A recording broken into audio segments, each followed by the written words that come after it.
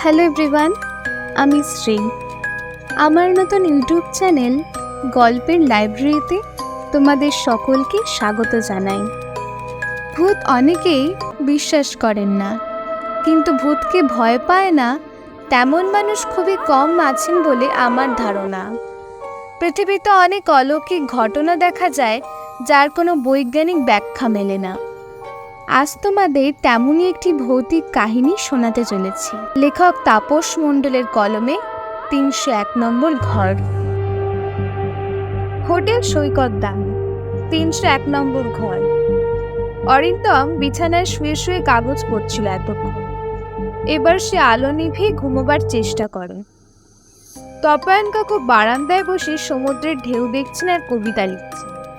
খুব সুন্দর কবিতা লেখেন তপায়ন কাকু। তিনি পরে শোবেন। তারও খুব ইচ্ছা করছিল কাকুর পাশে বসে ঢেউ দেখতে দেখতে একটি কবিতার জন্মের সাক্ষী হতো। হয়তো কাকুর এই কবিতাটি খুব নাম করলো, সে তখন বন্ধুদেরকে বুক ফুলিয়ে বলতে পারবে, ওই কবিতাটি লেখার সময় আমিও উপস্থিত ছিলাম কবির পাশে।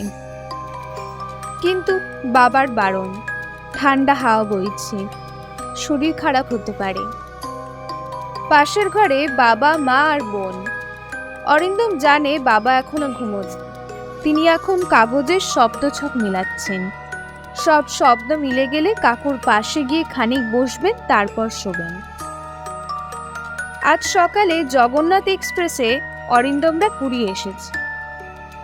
বাবা, মা, বোন, শ্রী আর কাকু, মোট ৫ জন। ট্রেনের বার্থে শুয়ে যখন সুন্দর একটা স্বপ্ন দেখছিল সে, তখনই মার ডাকে তার ঘুম ভাঙে। তারপর পান্ডা ট্যুরিস্ট এজেন্টদের দৌরাত্ম্য এড়িয়ে স্টেশনের বাইরে এসে অটোরিকশা নিয়ে তারা স্বর্গদ্বারে এসেছিল। তখনও তাদের পেছন পেছন ঘুরছিল কম বয়সী একজন হোটেল এজেন্ট। খুব কম পয়সায় সে নাকি খুব ভালো ঘর বুকিং করে দিতে পারবে। কিন্তু কাকুর ধমকানিতে শেষ পর্যন্ত সে হাল ছেড়ে দিয়ে পালায়। তারপর প্রায় ঘন্টা দুয়েক বাবা ও কাকু ঘোরাঘুরি করে এই হোটেল সৈকত দানের ৩০১ ও ৩০২ নম্বর ঘর দুটি বুকিং করেন। অরিন্দম পরে জেনেছে ৩০১ বা ৩০২ নম্বরের অর্থাৎ ৩ তলার প্রথম বা দ্বিতীয় ঘর। ৩ তলায় উঠেই কাকু আনন্দে হাততালি দিয়ে উঠেছিলেন। How fantastic! ২ ঘন্টার পরিশ্রম সার্থক, কি বলেন স্যার? কাকু বাবাকে স্যার বলেন। হোটেল সৈকত দান যদিও একেবারে রাস্তার উপর নয়, একটি নির্মীয়মান হোটেলের পিছনে, কিন্তু ৩ তলার বারান্দা থেকে পুরো সমুদ্র দেখা যায়। এমনকি প্রথম ঘরটার মাথার সামনের জানলা দুটো খুলে দিলে শুয়ে শুয়ে সমুদ্রে নজরে আসে। সে আর কাকু ওই ঘরটাই নিয়েছে। সমস্ত দেখার পর মা বলেছিল, এতই যখন ঘরের চাহিদা, তখন ওরকম সুন্দর দুটো ঘর খালি পড়ে কেন? মার কথায় কেউ কান দেননি। তারা ৬ দিন এখানে থাকবে। বাবা কাকুকে নির্দেশ দিয়েছেন, ৬ দিনে অন্তত ৬টা বোম্বাস্টিক কবিতা চাই। কাকু তাই প্রথম দিন থেকে জোর কদমে লেগে পড়েছেন। অরিন্দমদের পুরী আসা তারই নির্বাচন। বাবার সিলেকশন ছিল দার্জিলিং। যদিও বাবার কথা মতো সে ফার্স্ট হতে পারেনি, মাত্র ১ নম্বরের জন্য সেকেন্ড হয়ে 7 তবুও তারই উপরে এবারের পুজো ভ্যাকেশনের ট্যুর স্পষ্ট নির্বাচনের ভার দিয়েছিলেন তিনি। বন্ধুদের কাছে পুরীর গল্প শুনে পুরীর প্রতি এক অদম্য আকর্ষণ গড়ে উঠেছিল তার মনে। তাই প্রথম পছন্দ হিসেবে পুরীকেই বেছে নিয়েছেন সে। বিছানায় শুয়ে শুয়ে অরিন্দম সকালে স্নানের কথা ভাবছিল। মার বোন বেশিক্ষণ জলে থাকেন, কিন্তু বাবা, কাকু আর সে প্রায় ১.৫ ঘন্টা জলে ছিল। কাকু স্নান করার কৌশল শিখিয়ে দিয়েছে। ঢেউ এলেই আড়াআড়িভাবে লাফিয়ে উঠতে হবে। তার খুব আনন্দ হচ্ছিল। বিকেলে তারা গিয়েছিল মন্দিরে, কিন্তু মন্দিরের ভিড় তার আর ভালো লাগেনি।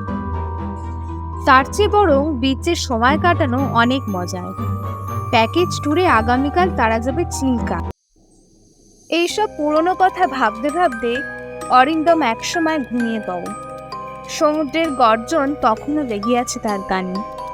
হঠাৎ অরিন্দমের ঘুম ভেঙে যায় কি একটা শব্দে।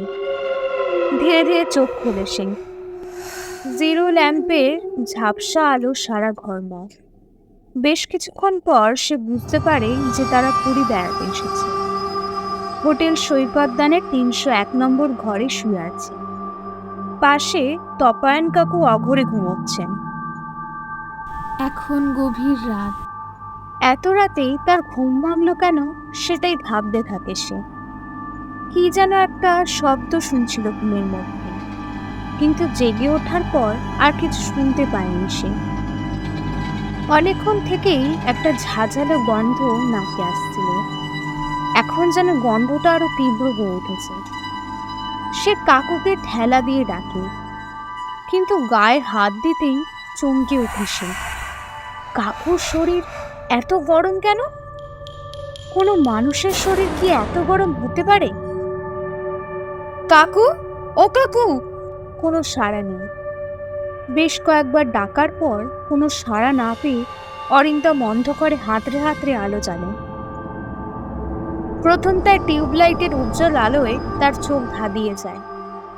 কিছুক্ষণের মধ্যে চোখ শুয়ে আসতেই সে ভয়ে আর্তনাদ করে উঠে বিছানা থেকে লাফ মারে। বাবা, মা! সারা দেহ আগুনে ঝলসানো বীভৎস একটি লোক বিছানায় শুয়ে আছে।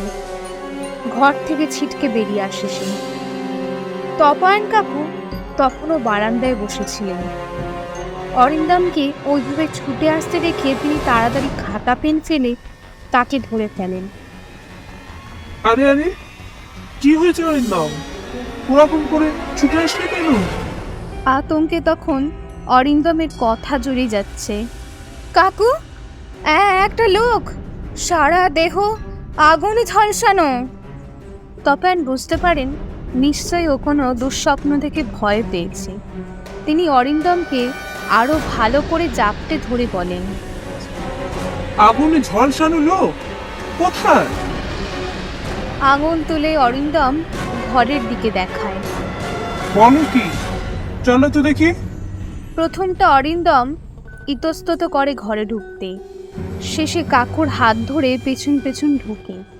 কিন্তু সে অবাক হয়ে দেখে কেউ ঘরে নেই। এমনকি বিছানায় লোকটার শোয়ারও কোনো চিহ্ন নেই। অবাক হয়ে সে কাকুর দিকে তাকায়। আপনি বিশ্বাস করুন কাকু, এইখানটায় শুয়েছিল লোকটা। অস্বাভাবিক গরম শরীর। আপনি ভেবে আমি তাকে বেশ কয়েকবার ঠেলা দিয়ে ডাকি, সাড়া না পেয়ে আলো জ্বালতেই দেখতে পাই। তপায়ন তখন মুচকি মুচকি হাসছেন। তাহলে তো বলতে হয় একেবারে ভূতেদের রাজার দেখা পেয়ে গেছো তুমি। অরিন্দম এবার বেশ অপ্রস্তুতে পড়ে। আমি মিথ্যে বলছি না কাকু, আপনি বিশ্বাস করুন। তপায়ন বড় করে একটা হাই তোলেন। ঘড়ি দেখতে দেখতে বলেন, রাত 1টা বাজলো, চলো এবার শুয়ে পড়া যাক। দাঁড়াও দাঁড়াও, খাতা পেনটা বাইরে পড়ে আছে, নিয়ে আসি। অতঃপর আলো নিভিয়ে দুজনেই শুয়ে পড়ে। কিছুক্ষণের মধ্যেই তপায়ন কাকু নাক ডাকতে শুরু করেন, কিন্তু অরিন্দমের চোখে ঘুম নেই। বারবার লোকটার ঝলসানো দেহটা তার চোখের সামনে ভাসছে। সে কি সত্যিই ভুল দেখল? কিন্তু তাই বা হবে কি করে? আলো জ্বালতেই সেই লোকটাকে স্পষ্ট দেখেছি, তাছাড়া তাকে ছুঁয়েছে পর্যন্ত। অরিন্দম লোকটার কোনো চিহ্নই দেখতে পেল না ঘরে ঢুকে। কাকু হয়তো তাকে ভুলই বুঝলেন। কিছুতেই ঘুম আসছে না অরিন্দমের। গোটা ঘটনাটা তার মনে তোলপাড় করছে। সে ভুল কিছু দেখে, অথচ কোনোভাবেই সেটা প্রমাণ করতে পারল না। তখন তার মনের মধ্যে ভয়ের চেয়েও বেশি বিস্ময় চলছে। সে ভূতে বিশ্বাস করে না।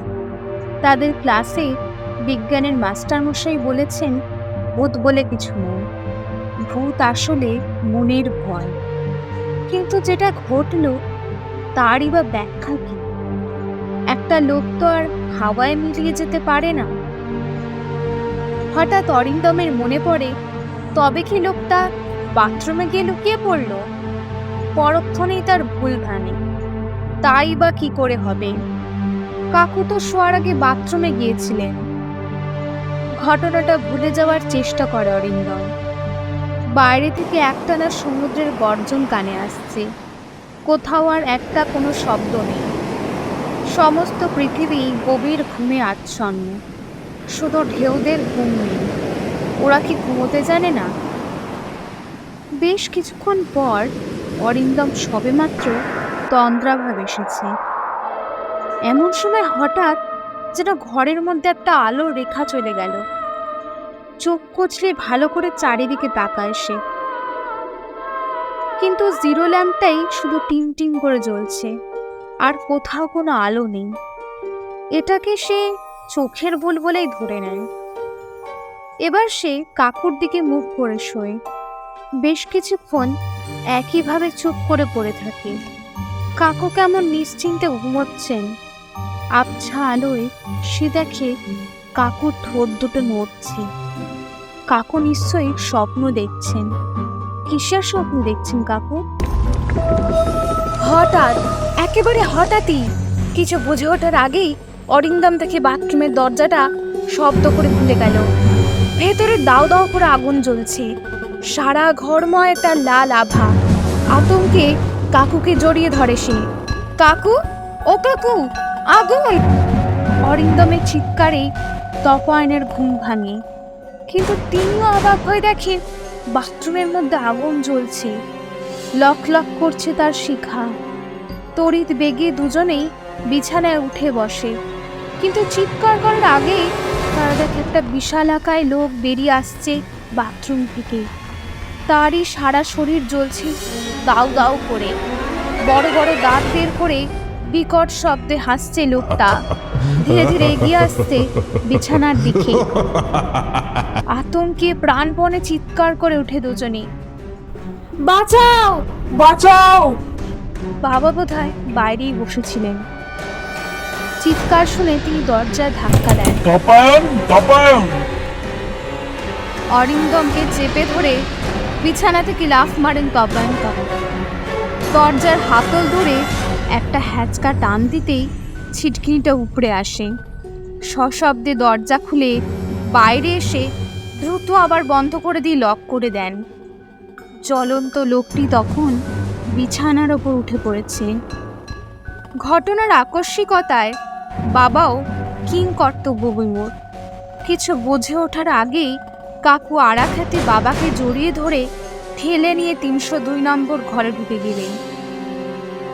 এবার বাবাকে ছেড়ে দিয়ে তিনি বোনকে ঘুমন্ত অবস্থাতেই কোলে তুলে নিলেন। ঘুম জড়ানো চোখে মাও উঠে বসল।